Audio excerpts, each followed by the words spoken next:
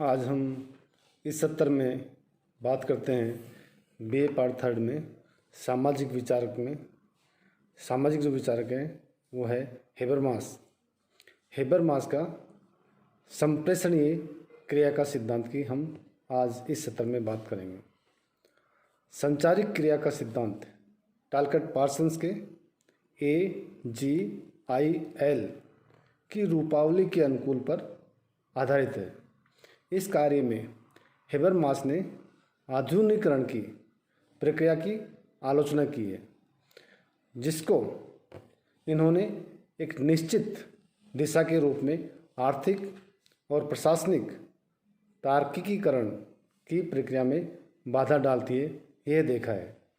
Habermas ने स्पष्ट किया है कि किस प्रकार से हमारे रोज़मर्रा के जीवन में औपचारिक व्यवस्था उसी की तरह से प्रवेश करती है जिस प्रकार से कल्याणकारी राज्य, निगमित पूंजीवाद और सामूहिक उपयोग विकसित होता है। पुनः शक्ति प्रदान करने वाले रुझान सार्वजनिक जीवन को तार्किक बना देते हैं। जैसे ही राजनीतिक दल और रुचि समूह तार्किक हो जाते हैं और प्रतिनिधि प्रजातंत्र सहभागिता का स्थान ले लेती है, वैसे ही नागरिकों के प्रतिनिधित्व का हरण हो जाता है।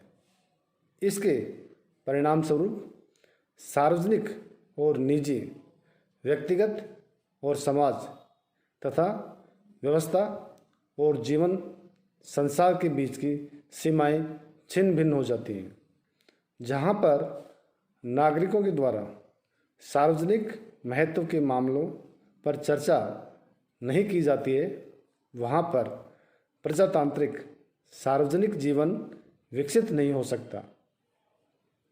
एक आदर्श व्याख्यान परिस्थिति में इस बात की आवश्यकता होती है कि सहभागियों को भी समान सामाजिकता के साथ भाग लेने दिया जाए और उनके शब्दों को विचारधारा योग्य अन्य त्रुटियों के द्वारा भ्रमित नहीं किया जाए। इस सच्चाई का एकमत सिद्धांत के वर्णन में हेबरमास ये मानते हैं कि आदर्श व्याख्यान परिस्थिति में सच्चाई वह है जिस पर सब एकमत हो। A और G को हेबरमास व्यवस्था कहता है। उनको ये हेबरमास का ये प्रयास संभवतः मैक्स वेबर का अनुकरण है। व्यवस्थाएं पूर्णतः विवेकी हैं। हेबरमास विवेकीकरण के सिद्धांत के प्रमाण मैकडोनाल्ड के कार्यकुशलता, पूर्व विचारता, बाध्यता और नियंत्रण से मिलते जुलते हैं।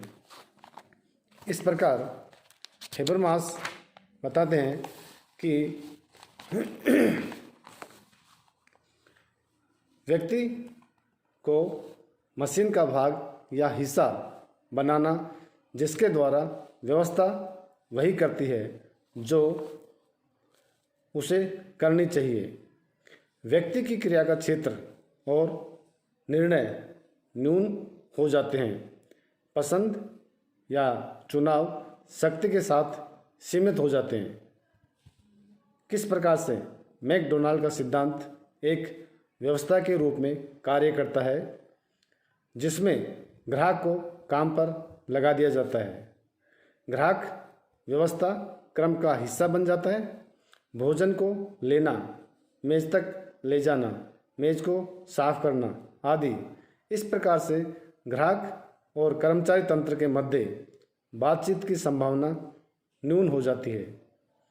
इसमें आपसी समझ तक पहुंचने की संभावना बहुत कम होती है तथा संचारिक क्रिया के लिए कोई स्थान नहीं होता है। कर्मचारी तंत्र के लिए यह निर्णय लेना बिल्कुल संभव नहीं है कि रेस्टोरेंट कैसे चलाएं,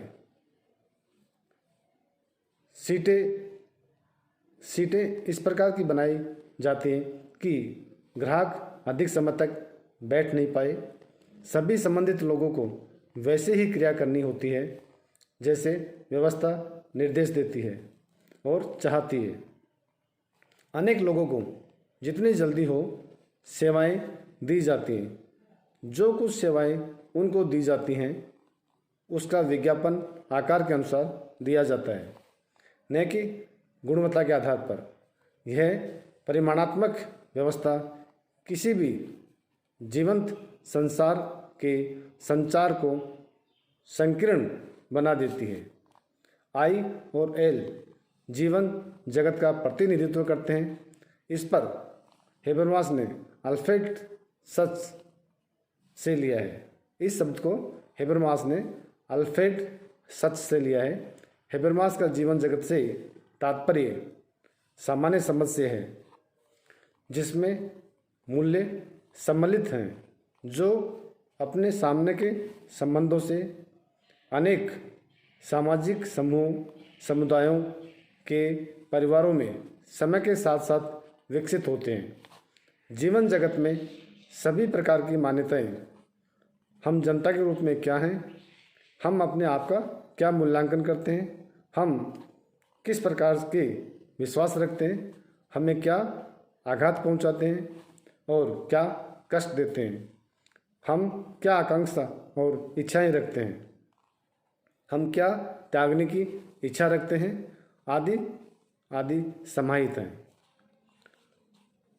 उपरोक्त वर्णित अधिकतर मान्यताएं पार्सन्स के अनुसार अप्रत्यक्ष और गुप्त होती हैं। हेबरमास लिखते हैं कि जीवन जगत की मान्यताओं को पूर्ण रूप से प्रतिबिंबित करना, उसके संबंध में स्पष्ट बोलना, उन्हें पहले से ही नष्ट कर देना, उनकी शक्ति उनमें निहित है। जीवन जगत में भाग लेना बस पारस्परिक सहभागिता है। हम क्या हैं के संबंध में सामंजस्य अर्थ लगाना है। हम चुनाव क्यों करवाते हैं? निश्चित रूप से नए नेताओं को सदस्य बनाने के लिए।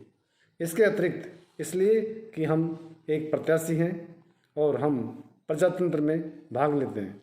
अगर आप लोगों पर दबाव डालते हैं कि वे लोग अपने जीवन से संबंधित अधिकतर काम क्यों करते हैं, विवाद करते हैं, माता पिता बनते हैं, परिवार और मित्रों की सहायता करते हैं, सामुदायिक सेवाओं में व्यस्त रहते हैं, पर्यावरण को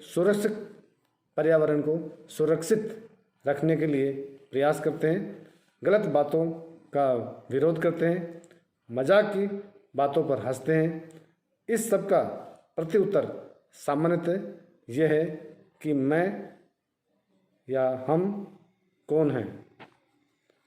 संप्रेषण की क्रिया की जो बातें हेबरमास ने बताई है उसमें हम आगे चर्चा करेंगे कि हेबरमास के अनुसार संप्रेषणीय क्रिया का अर्थ पारस्परिक सहभागिता है। हेबरमास के लिए जीवन जगत, हम कौन हैं, हम किसको मुख्य समझते हैं, लेकिन इसके लिए स्थिर और निरंतर पुनर्स्थापन आवश्यक होता है। जब हम पितृत्व माता पिता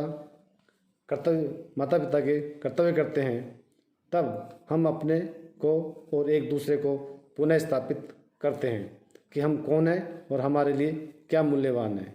मूल्य के वादे पुनः स्थापित किए जाते हैं और प्रमाण के आधार पर पुनः स्थापित किए जाते हैं। हेबरमास के लिए यह कठिन है कि जीवन जगत संप्रेषणीय क्रिया है। लोग सामान्य समझ तक सभी क्षेत्रों में पहुंच जाते हैं, जैसे कार के पुल, सामुदायिक क्रिया, विदेश नीति तक। संप्रेषणीय क्रिया स्वयं में अकेले ही सक्षम है। वे प्रभावों और मूल्यों के दावों को पुनः स्थापित कर देती है, लेकिन वो अपनी विशेषताओं को पुनः स्थापित नहीं कर सकती है। मीडिया व्यवस्था की मात्रा, धन और वोट प्रभाव और मूल्य के दावे प्रदर्शित कर सकते हैं, लेकिन वो गुणों को पुनः स्थापित नहीं कर सकते हैं। जीवन में मात्र संचारित क्रिया ऐसा कर सकती है, लेकिन जटिल बात यह है कि व्यवस्था की वैधानिकता जीवन जगत पर आधारित होती है। इसकी जीवन जगत की एक तरफ दिशा होती है जो व्यवस्था को वैधानिकता को संभव बना देती है। हेबरमास के दो मूल शब्दों औपनिवेशीकरण और मीडिया की व्याख्या की है। समकालीन आधुनिकीकरण का संकट यह है कि मीडिया की व्यवस्था ए और जी और उसके मीडिया आई और एल में अलगाव हो गया है। सामाजिक समुदाय के आई और एल अधिकता में उपनिवेशी हो गए हैं। समुदाय के सदस्यों की संप्रेषणीय क्रियाओं का क्षेत्र कम हो गया है। उनके संबंध में अधिकतर स्थानीयता, धन और सत्ता के द्वारा मध्यस्थ किए जा रहे हैं। मैकडोनाल्ड ने एक उदाहरण दिया है और समकालीन विश्वविद्यालय दूसरा उदाहरण है। विश्वविद्यालय के विभाग की मीटिंग एक आदर्श स्थान है जहाँ पर संप्रेषणीय क्रिया होती है और मीटिंग में प्रमाण और वचनबद्धता के मूल्यों का पुनरुद्धार होता है।